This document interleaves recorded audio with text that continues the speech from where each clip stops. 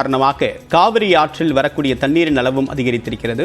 இதன் காரணமாக வினாடிக்கு 86,000 கனஅடியாக தண்ணீர் வரத்து என்பது உயர்ந்திருக்கிறது. விவரங்களுடைய நிகழ்வுடைய செய்தியாளர் செல்வம் 86,000 கனஅடி அப்படின்றது கடுமையான ஒரு வெள்ளப்பெருக்கு ஏற்பட்டதற்கான ஒரு அளவுக்கு தண்ணீர். அது இது போன்ற எச்சரிக்கை விடுக்கப்பட்டிருக்கு. தண்ணீர் வரத்து இதே நிலை தொடர்ந்தால் எத்தனை நாட்கள் மேட்டூர் அணை நிரம்ப வாய்ப்பு இருக்கு?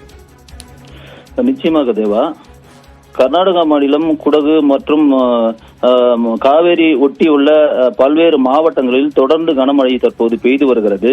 இதன் காரணமாக கடந்த 12 நாட்களுக்கு முன்பாக கிடுகிடுவென அப்பகுதியில் இருக்கிற அணைகள் நிரம்பி தொடங்கியது.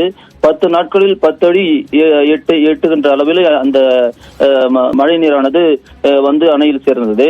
இந்த நிலையில இன்று காலை கூட 61,000 கன அடி நீர் வெளியேற்றப்பட்டிருந்த நிலையில இன்று மதியம் பார்த்தீர்களானால் 86,000 கன அடி தற்போது திறக்கப்பட்டிருக்கிறது.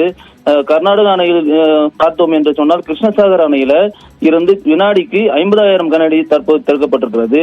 இந்த கிருஷ்ணசாகர் அணையானது கடந்த 3 நாட்களுக்கு முன்பாக வெறும் 500 முதல் 800 வரையிலான கனஅடி மட்டுமே திறக்கப்பட்ட நிலையில தற்போது முழு கொள்ளளவு, அதாவது 124 அடி என்று சொல்லக்கூடிய அந்த அடியானது தற்போது 123 அடி எட்டிவிட்டது.